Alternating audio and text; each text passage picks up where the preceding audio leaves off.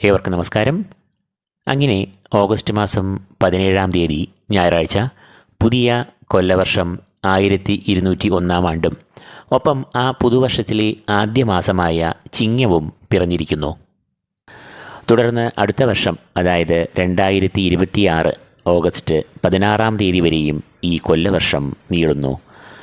ഈ പുതുവർഷത്തിലെ ആദ്യ മാസമായ ചിങ്ങമാസം പൂവിളികളും ഓണാഘോഷവും ആഹ്ലാദവും എല്ലാം നിറഞ്ഞ ഒരു മാസമാകുന്നു. ഈ മാസത്തിന് മറ്റൊരു പ്രത്യേകത കൂടിയുണ്ട്. നവഗ്രഹങ്ങളിലെ രാജാവ് എന്ന പദം അലങ്കരിക്കുന്ന സൂര്യൻ്റെ സ്വന്തം രാശിയാണ് ഈ ചിങ്ങരാശി. അതുകൊണ്ട് തന്നെ ഈ മാസത്തിൽ തൻ്റെ സ്വക്ഷേത്രത്തിൽ കൂടി സഞ്ചരിക്കുന്ന സൂര്യൻ സ്വക്ഷേത്ര ബലവാനായി പ്രീതനായി മാറുന്നു. ഈ മാസം 12 രാശിക്കാർക്കും അനുഭവത്തിൽ വരാവുന്ന ഫലങ്ങളാണ് ഇന്ന് നാം ഇവിടെ വിശകലനം ചെയ്യുന്നത്. അതിന് മുന്നോടിയായി ഈ മാസത്തെ ഗ്രഹങ്ങളുടെ സഞ്ചാരം നമുക്കൊന്ന് പരിശോധിക്കാം. സൂര്യൻ ഈ മാസം മുഴുവനായും ചിങ്ങരാശിയിൽ സ്വക്ഷേത്ര ബലവാനായി സഞ്ചരിക്കും. ചൊവ്വ ഈ മാസം സെപ്റ്റംബർ 13 വരെയും കന്നിരാശിയിലും തുടർന്ന് തുലാരാശിയിലും സഞ്ചരിക്കും. അതായത് ഭൂരിഭാഗവും ചിങ്ങമാസം ചൊവ്വയുടെ സഞ്ചാരം കന്നിരാശിയിൽ ആകുന്നു. ബുധൻ നിലവിൽ കർക്കിടക രാശിയിൽ സഞ്ചരിക്കുന്നു. എന്നാൽ ഓഗസ്റ്റ് 30-ാം തീയതി മുതൽ ബുധൻ ചിങ്ങരാശിയിൽ സഞ്ചരിക്കുന്നു. സെപ്റ്റംബർ 15-ാം തീയതി തൻ്റെ ഉച്ചരാശിയായ കന്നിയിലും പ്രവേശിക്കുന്നു. വ്യാഴം മിഥുനരാശിയിൽ തൻ്റെ സഞ്ചാരം തുടരുന്നു. ശുക്രൻ നിലവിൽ മിഥുനരാശിയിൽ സഞ്ചരിക്കുന്നു. ഓഗസ്റ്റ് 21 മുതൽ ശുക്രൻ കർക്കിടകത്തിൽ പ്രവേശിക്കുകയും സഞ്ചരിക്കുകയും ചെയ്യുന്നു. സെപ്റ്റംബർ 15-ാം തീയതി ചിങ്ങരാശിയിൽ പ്രവേശിക്കുന്നു. ശനി മീനരാശിയിൽ തൻ്റെ സഞ്ചാരം തുടരുന്നു. രാഹുകേതുക്കൾ യഥാക്രമം കുംഭരാശിയിലും ചിങ്ങരാശിയിലുമായി സഞ്ചരിക്കുന്നു. അപ്പോൾ മേൽപ്പറഞ്ഞ ഗ്രഹങ്ങളുടെ സഞ്ചാരഫലമായി ഓരോ രാശിജാതർക്കും ഈ പുതിയ കൊല്ലവർഷത്തെ ആദ്യ മാസമായ ചിങ്ങമാസത്തിൽ അനുഭവത്തിൽ വരാവുന്ന ഫലങ്ങളെക്കുറിച്ച് നമുക്ക് പരിശോധിക്കാം. കന്നിക്കൂർ, ഉത്തരം മുക്കാൽ, അത്തം, ചിത്തിര ആദ്യ പകുതി എന്നീ നക്ഷത്രങ്ങളാണ് ഈ കൂറിൽ വരുന്നത്. സൂര്യൻ ഈ കൂറുകാരുടെ 12-ാം ഭാവത്തിൽ കൂടിയാകും ഈ മാസം സഞ്ചരിക്കുക. പൊതുവെ 12-ാം ഭാവം എന്നത് സൂര്യൻ്റെ അനിഷ്ടഭാവം ആകുന്നു.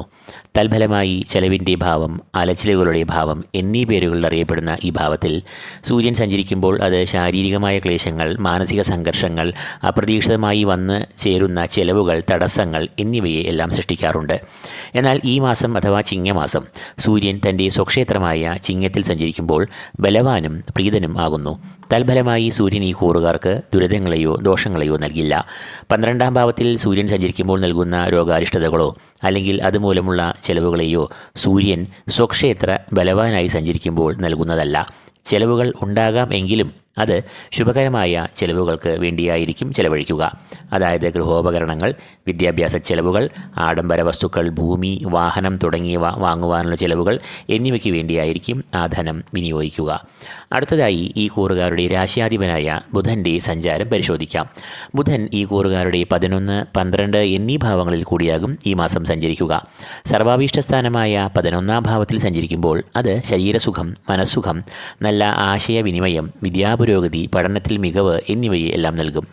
കർമാധിപൻ കൂടിയാകയാൽ ബുധൻ ഈ കൂറുകാർക്ക് തൊഴിൽ രംഗത്ത് വളരെ അനുകൂലമായ ഫലങ്ങളെ നൽകും. കർമ്മപുഷ്ടി, കർമ്മഗുണം, അംഗീകാരം, മേലധികാരികളുടെ പ്രശംസ, പ്രമോഷൻ എന്നിവയെ എല്ലാം നൽകും. 10-ാം ഭാവം ബിസിനസ്സിനെ കുറിക്കുന്നു എന്നതിനാൽ ഇവർക്ക് ബിസിനസ്സിലും വളരെ പുരോഗതി കൈവരിക്കുന്ന കാലമാകും ഇത്. ഓഹരി വിപണി, ഭൂമിക്രയവിക്രയങ്ങൾ എന്നിവയിൽ നിന്നും അപ്രതീക്ഷിതമായ ധനാഗമവും പ്രതീക്ഷിക്കാം.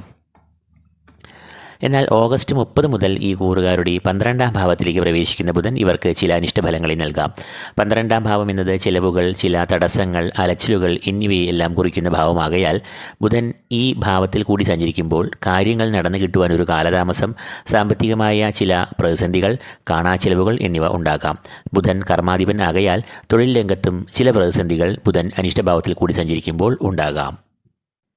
ചൊവ്വ ഈ കൂറുകാരുടെ ജന്മരാശിയിൽ കൂടിയായിരിക്കും സഞ്ചരിക്കുക. ജന്മം അഥവാ 1-ാം ഭാവം എന്നത് ശരീരം, ആരോഗ്യം, ആയുസ് എന്നിവയെ കുറിക്കുന്ന ഭാവം ആകുന്നു. ചൊവ്വ ജന്മത്തിൽ കൂടി സഞ്ചരിക്കുമ്പോൾ അത് ശാരീരികമായ ചില ക്ലേശങ്ങൾ, അനാരോഗ്യം, രോഗാരിഷ്ടതകൾ എന്നിവയെ സൃഷ്ടിക്കാമെന്നതിനാൽ ഈ കൂറുകാർ തങ്ങളുടെ ആരോഗ്യകാര്യങ്ങളിൽ ഈ മാസം ഒരു ശ്രദ്ധ പുലർത്തുക. വ്യാഴം ഈ കൂറുകാരുടെ കർമ്മഭാവം എന്ന് അറിയപ്പെടുന്ന 10-ാം ഭാവത്തിൽ കൂടിയാണ് സഞ്ചരിക്കുന്നത്. 10-ാം ഭാവം എന്നത് വ്യാഴത്തിൻ്റെ അനിഷ്ടഭാവം ആകുന്നു.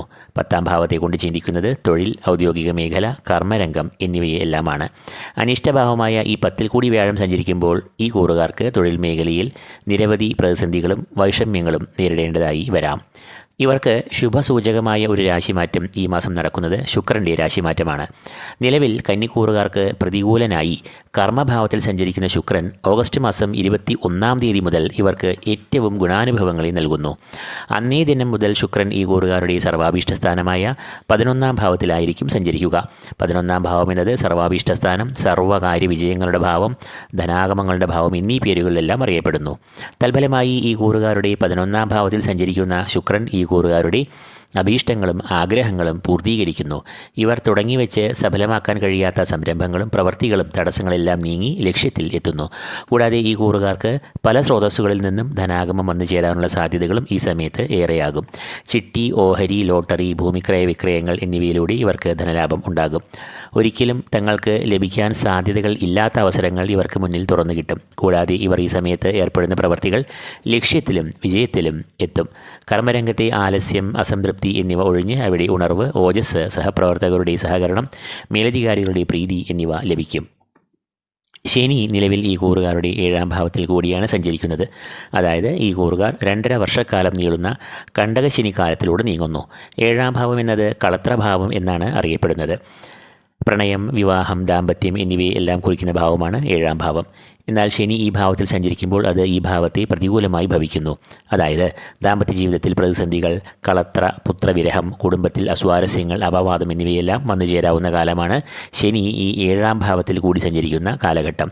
എന്നാൽ ജൂലൈ 13-ാം തീയതി മുതൽ ശനി വക്രഗതിയിൽ സഞ്ചരിക്കുന്നത് കന്നിക്കൂറുകാർക്ക് വളരെ ആശ്വാസവും അനുഗ്രഹവുമായ ഒരു വസ്തുതയാണ്. പ്രധാനമായും പ്രണയ, ദാമ്പത്യ ബന്ധങ്ങളിൽ നിലനിന്നിരുന്ന അസ്വാരസ്യങ്ങളും പ്രതിസന്ധികളും നീങ്ങുന്നു. കുടുംബത്തിൽ ഐക്യം, സമാധാനം, ക്ഷേമം എന്നിവയും ശനിയുടെ താൽക്കാലികമായ വക്രഗതി സഞ്ചാരത്താൽ ഇവർക്ക് വന്നുചേരുന്നു. രാഹു ഈ കൂറുകാരുടെ 6-ാം ഭാവത്തിലാണ് സഞ്ചരിക്കുന്നത്. 6-ാം ഭാവം എന്നത് രാഹുവിൻ്റെ ഇഷ്ടഭാവമാകുന്നു.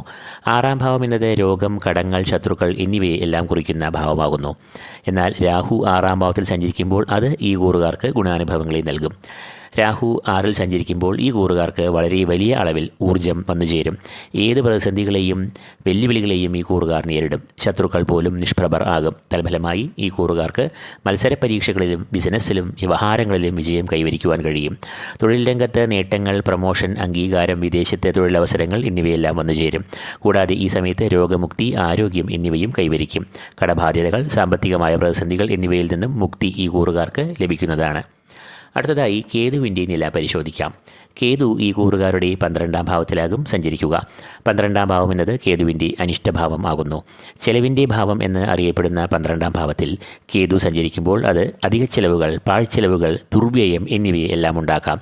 എന്നാൽ അതേസമയം 12-ാം ഭാവം മോക്ഷത്തിൻ്റെയും ഭാവം ആകയാൽ ആത്മീയമായ വിഷയങ്ങളിൽ താൽപ്പര്യം, തീർത്ഥാടനം എന്നിവയിൽ ഇവർക്ക് താൽപ്പര്യം ജനിക്കും. കൂടാതെ വിദേശത്ത് പോകാനായി താൽപ്പര്യമുള്ളവർക്ക് ഈ സമയം അവസരങ്ങൾ വന്നുചേരുകയും ചെയ്യും. അപ്പോൾ കന്നിക്കൂറുകാർക്ക് ഈ ചിങ്ങമാസം രാശ്യാധിപനായ ബുധൻ ഈ മാസത്തിൻ്റെ ആദ്യ പകുതി ഏറെ ശുഭദായകൻ ആകുന്നു. സൂര്യൻ തൻ്റെ സ്വക്ഷേത്രത്തിൽ സഞ്ചരിക്കയാൽ ദോഷങ്ങളെ നൽകുന്നതല്ല. ശുക്രൻ സർവാഭീഷ്ട സ്ഥാനത്ത് സഞ്ചരിക്കുകയാൽ ഇവർക്ക് അഭീഷ്ടസിദ്ധിയും സാമ്പത്തികമായ പുരോഗതിയും അഭിവൃദ്ധിയും എല്ലാം ഉണ്ടാകും. രാഹുവും 6-ൽ സഞ്ചരിക്കുന്നു എന്നതിനാൽ ഇവർക്ക് ഊർജ്ജവും ആത്മവിശ്വാസവും പ്രതിസന്ധികളിൽ തളരാതെ പൊരുതാനുള്ള ശക്തിയും നൽകും. എന്നാൽ കർമ്മഭാവത്ത് വ്യാഴം ചില അസ്വാരസ്യങ്ങളെ സൃഷ്ടിക്കുകയും ചെയ്യാം. അതുകൊണ്ട് തന്നെ ഈ കൂറുകാർ ധനക്രയവിക്രയങ്ങളിൽ ഒരു ശ്രദ്ധ പാലിക്കുന്നത് അഭികാമ്യമായിരിക്കും. കർമ്മരംഗത്തെ പ്രതിസന്ധികൾ മാറുവാൻ വ്യാഴപ്രീതി വരുത്തുക. അധിഷ്ഠാന ദേവതയായ മഹാവിഷ്ണുവിനെ ധ്യാനിക്കുക. ക്ഷേത്രദർശനം വ്യാഴാഴ്ചകളിൽ നടത്തുക. ഇതോടുകൂടി ഈ വീഡിയോ ഇവിടെ പൂർണ്ണമാകുന്നു. ഈ വിശകലനം നിങ്ങൾക്ക് പ്രയോജനകരമായെങ്കിൽ ലൈക്ക് ചെയ്യുക. നിങ്ങളുടെ പ്രിയപ്പെട്ടവരുമായി ഈ വീഡിയോ ഷെയർ ചെയ്യുക. ഏവർക്കും ആയുരാരോഗ്യ സൗഖ്യം നിറഞ്ഞ പൊന്നോണവും പുതുവർഷവും ആശംസിച്ചുകൊണ്ട് നിർത്തുന്നു. നന്ദി, നമസ്കാരം.